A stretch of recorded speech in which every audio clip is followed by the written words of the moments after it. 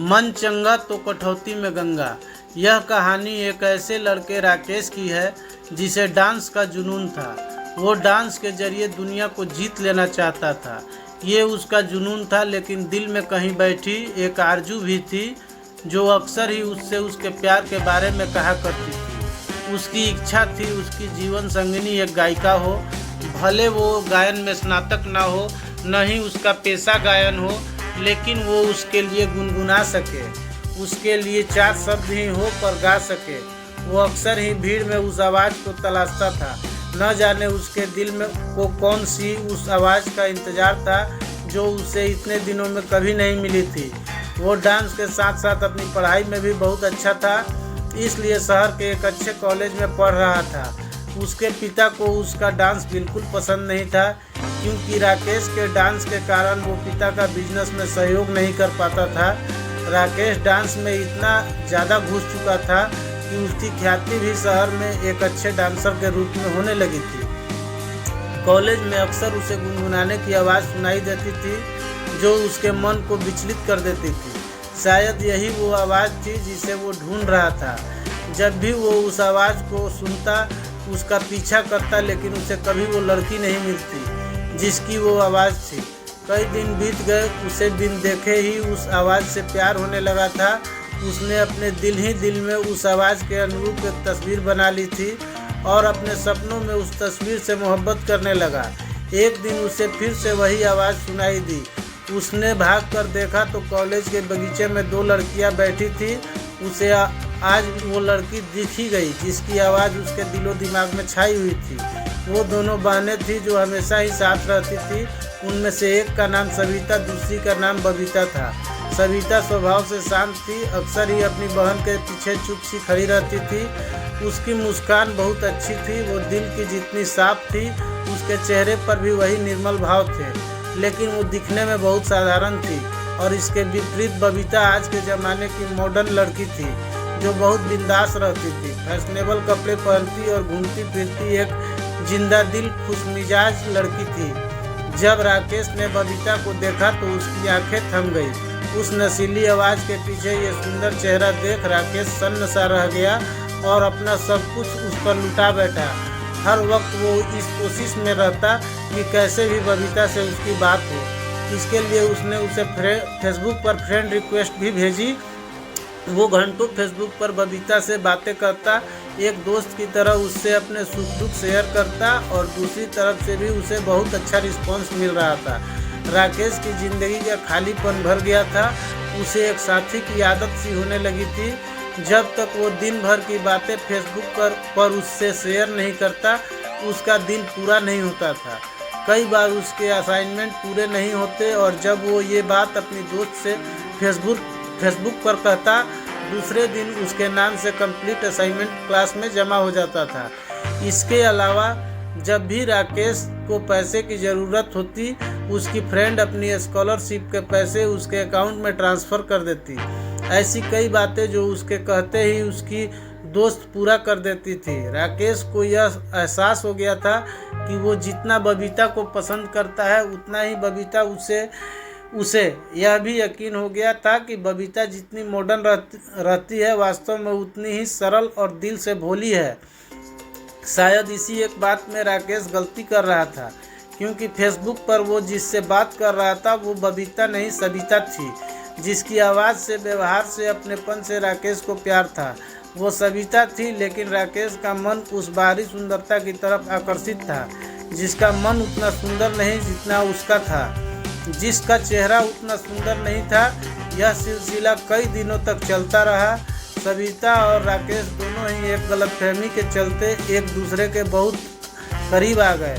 राकेश के एहसासों में बबीता का चेहरा और सविता की आवाज़, उसका सुंदर मन, उसके विचार दिन प्रतिदिन गहरे होने लगे। और इसी तरह उसके डांस का जुनून भी बढ़ता गया, क्योंकि सविता जो कि उसके लिए बबीता थी, वो भी राकेश के डांस से बहुत प्यार करती थी। यहाँ तक कि राकेश ने अपनी प्यार की बातें अपने दोस्तों से तक कहती थी।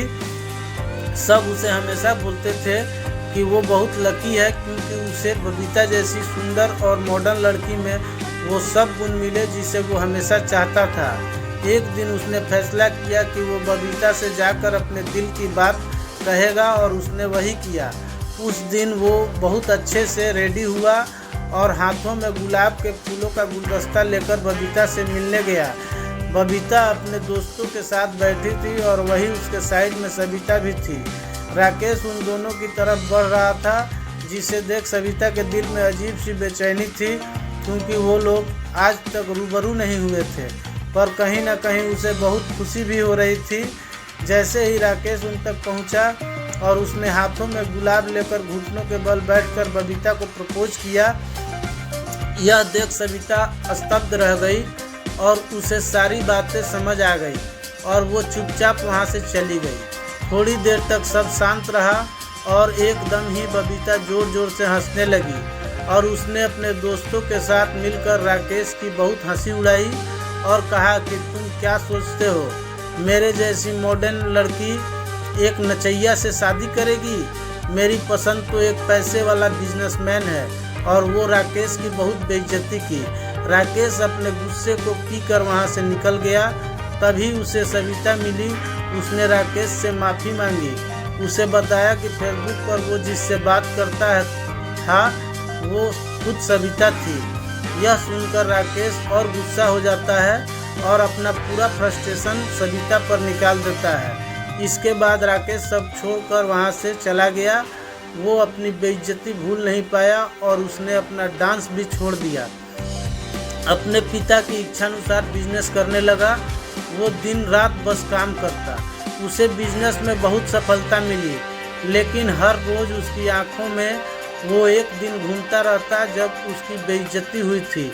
उसको सभी ऐशो आराम मिला, लेकिन चैन नहीं। उसके चेहरे पर हंसी तभी आती जब उसे फेसबुक पर कहीं सविता की कोई बात याद आती थी। दूसरी तरफ सविता भी उसे बहुत याद करती थी। एक दिन सविता को एक बहुत बड़े डांस कंपटीशन के बारे में पता चला। वो चाहती थी कि इसमें राकेश हिस्सा ले, लेकिन वो कैसे राकेश को इसके लिए मनाती।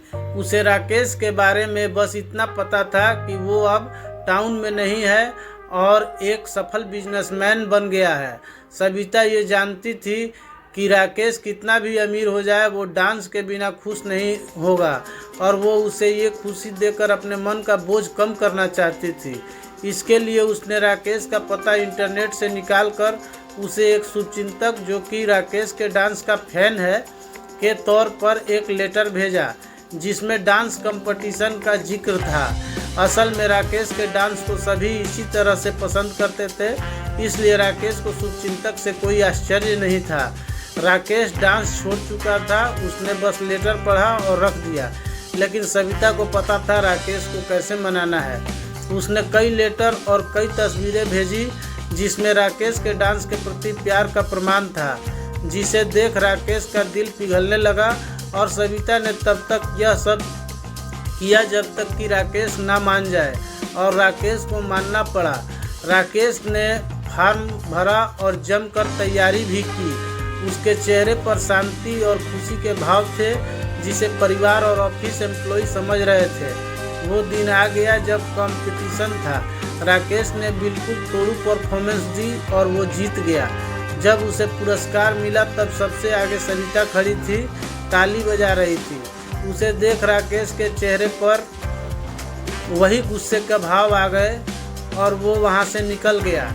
जब वो घर आया तो घर में उस शुभचिंतक ने फूल भेजकर उसका अभिवादन किया।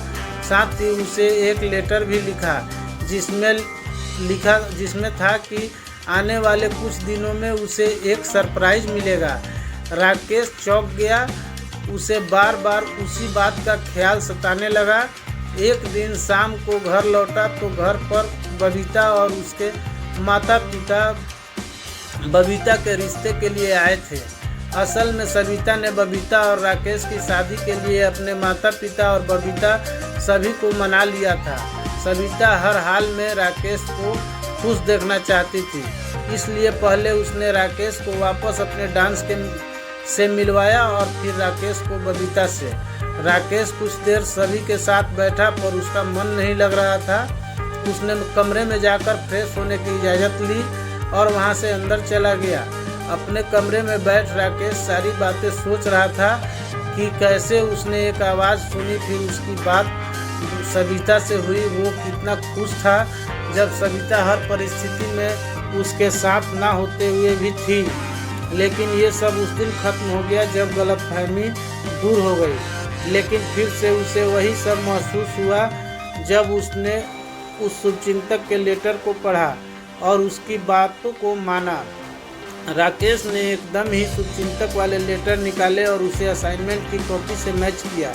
उसे समझ आ गया कि इस सब के पीछे कौन है।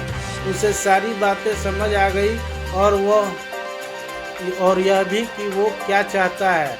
वो कमरे से बाहर आकर सबके बीच बैठा और उसने बबीता के पिताजी के हाथ पकड़कर कहा कि मैं शादी के लिए तैयार हूँ, पर मेरी एक शर्त है। मैं बबीता से नहीं सविता से शादी करना चाहता हूँ। वो सभी को कहता है। मैं भी औरों की तरह सुंदरता में प्यार ढूंढ रहा था।